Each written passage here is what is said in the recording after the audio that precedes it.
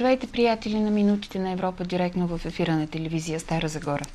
В предаването днес ще си говорим по тема, която отново е много важна и за развитието на страната ни, в частност и за развитието на Евросъюза като цяло. Ще говорим за иновации, как те могат да помогнат за подобряване на ежедневието ни, на социалния ни живот, на обществения живот.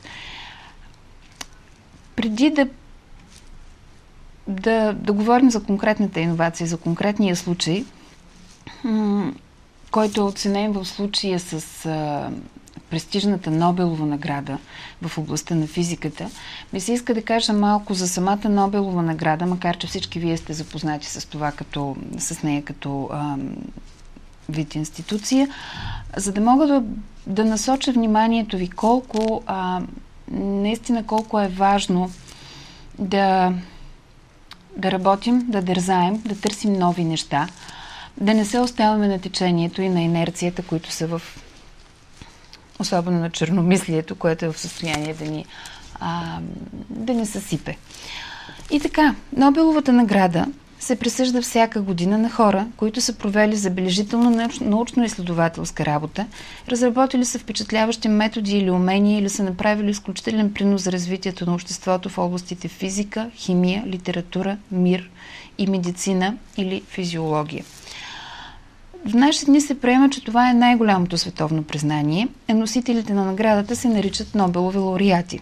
Наградите започват да се раздават съгласно завещанието на Алфред Нобел, шведски индустриалец и изобретател на динамита, който подписва завещанието си в шведско-норвежкия клуб в Париж на 27 ноември 1895 година.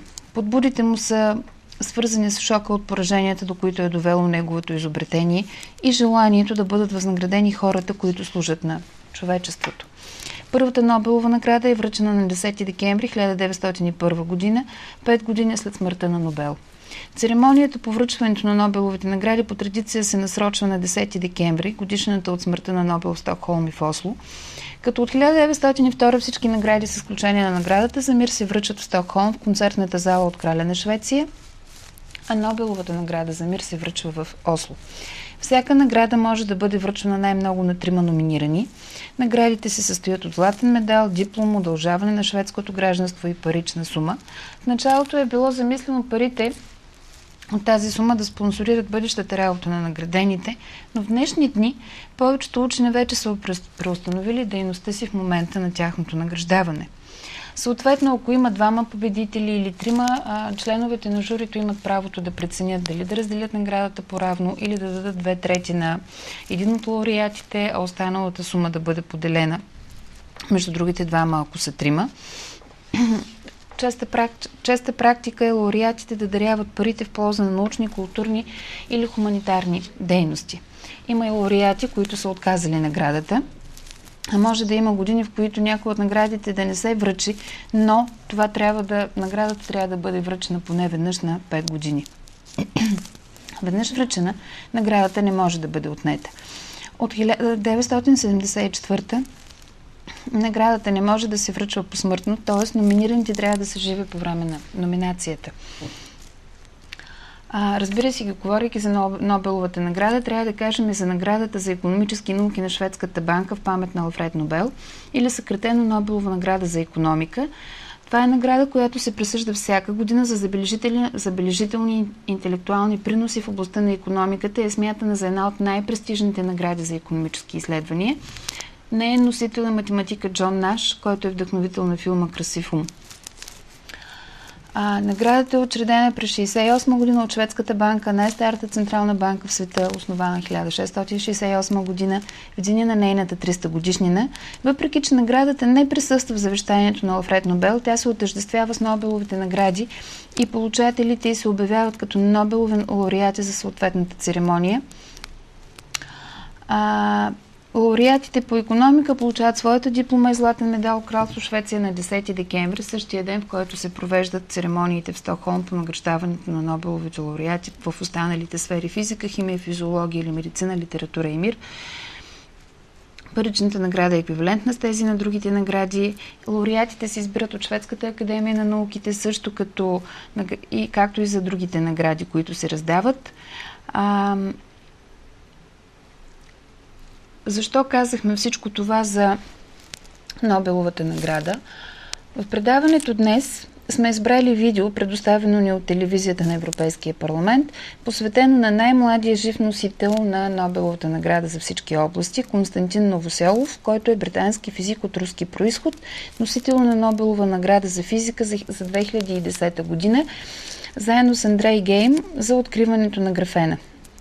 На 31 декември 2011 година му е присъдено рицарско звание, с което идва и обращението към него сър Константин. В края на март тази година BBC съобщи, че графенови кружки ще се появят в магазините още през тази година, като британските разработчици са заявили, че тяхната графенова кружка ще бъде първият жизнеспособен търговски продукт, направен с помощта на супер здравия въглерод. Защо казвам всичко това? Защо се спряхме на тази тема? В предишни предавания сме говорили много за парите, които идват от структурните фондове, структурните инвестиционни фондове на Европейския съюз, за това как те могат да помогнат на развитието на България, да подобрят стандарта ни на живот. Всъщност, две от оперативните програми в управляване от нашата администрация, съответно от Министерство на икономиката и Министерство на образованието и науката, са насочени именно към засилване на иновационния потенциал на българските предприятия, на българската наука, иновации с практическо приложение. И проблема с иновациите е сериозен не само в България. Европа като цяло все още изостава в световен мащаб, но при България положението е драматично. Така че се спряхме на този материал, на това видео, за да покажем, че всъщност тези пари могат да бъдат използвани наистина целенасочено, наистина по същество, наистина могат да помогнат, наистина могат да имат практическо приложение всички разработки, иновации или почти всички, които се правят, и да продължим да търсим тези възможности и като общество като цяло, и като отделни предприемачи, отделни млади учени, отделни научни институции. В случая самия Константин Новоселов, сър Константин, се опитва чрез своя личен пример в това интервю да насърчи хората с потенциал, институтите, университетите, фирмите с потенциал, да не спират да работят, да оползотворяват възможностите, които имат, независимо от това дали ще спечелят Нобелова награда или не, но това е начинът, това е пътя напред, това е развитието. Нека видим повече в видеото, което и какво приложение очаква графена, защото той донесе Нобелова награда на изобретателите си. Crystalline sheets of carbon that are just 1 atom thick could be one of the future's most versatile high-tech materials. In 2003, Konstantin Novoselov was one of 2 researchers at the University of Manchester who first synthesized them, a feat which earned them the Nobel Prize for Physics in 2010. When Professor Novoselov came to the European Parliament for a hearing on technology, innovation and industrial competitiveness, we asked him about potential applications of this coming technology.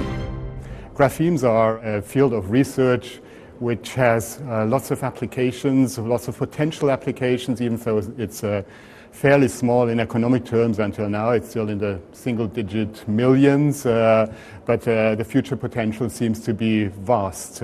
Could you just briefly explain to us where the future might be for it? Well, the possible applications of graphene are really following from its unique properties. And in graphene, what we've got is a 1 atom thick fabric, which is extremely strong, it's very conductive, it's transparent, it's practically impermeable to anything. So its applications are basically consequences of those. So you can use it for applications where you need both conductivity and transparency, like touch panels or coating for solar cells or for printed electronics, for flexible electronics, for ultra-strong composite materials, and so on. And what I should probably say, as we develop those applications, we also do quite a bit of science as well.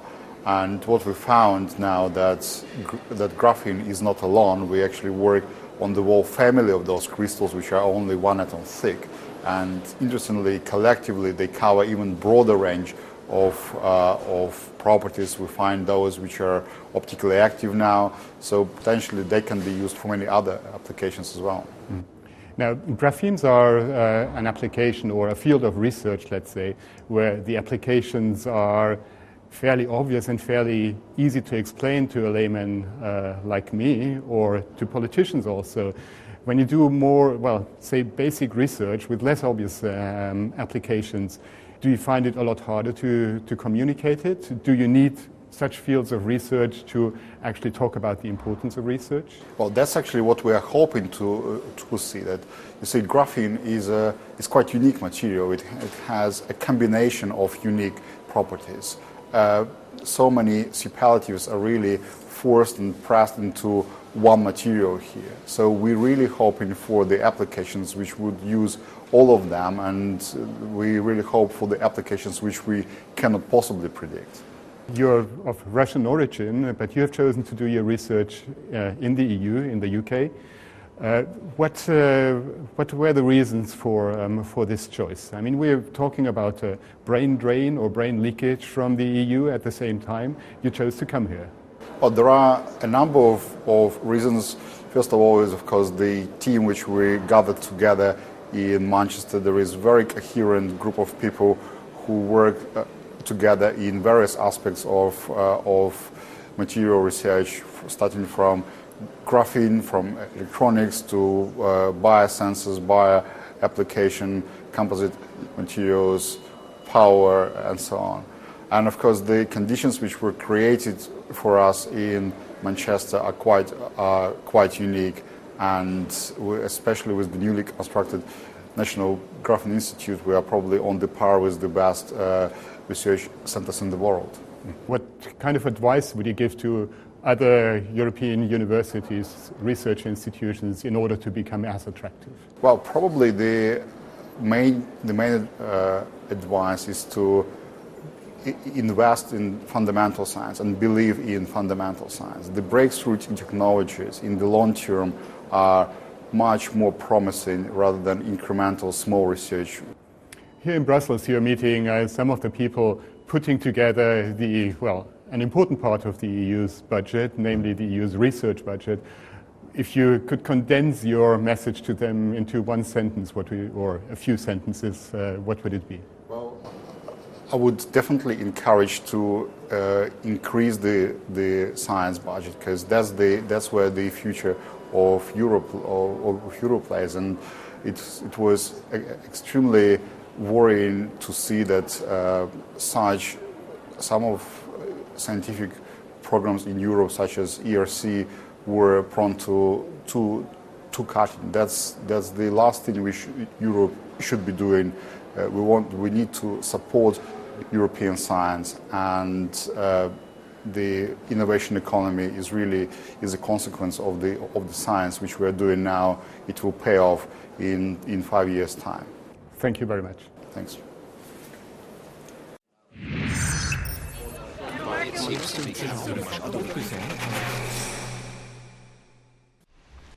Това беше всичко от нас за днес.